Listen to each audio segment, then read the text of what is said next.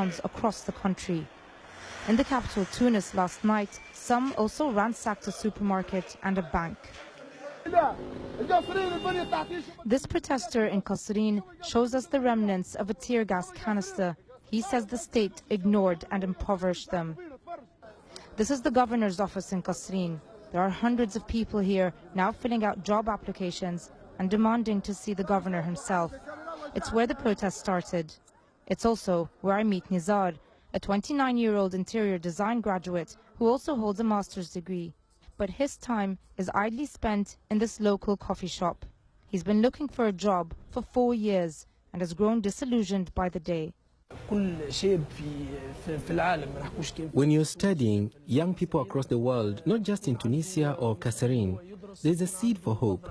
With every day that passes looking for a job, that seed dies to the point where you're in the current situation we have, where you take to the streets. This town is an example of everything that is broken in the Tunisian system. It's one of the poorest in the country, and unemployment rates are nearly double the national average. The government says it inherited a difficult legacy, and there's no quick fix. Friends and family are still paying their respects to the Yahyawi family. The death of their son Rida sparked the latest protests. Threatening to kill himself, he died from electrocution after climbing a utility pole in protest against a job rejection from local officials. His parents and siblings put his life on display.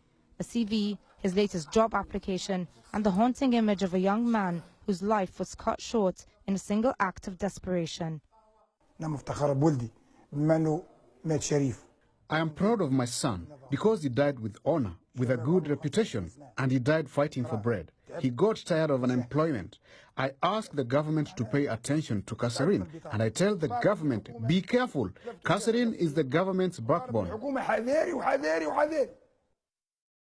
5 years ago, Kasserine was one of the first towns where residents took to the streets against unemployment and corruption. They overthrew decades of autocratic rule. They're now back on the streets again, their calls echoing beyond their province on a journey that the country seems to have been on before. RANA Jawad,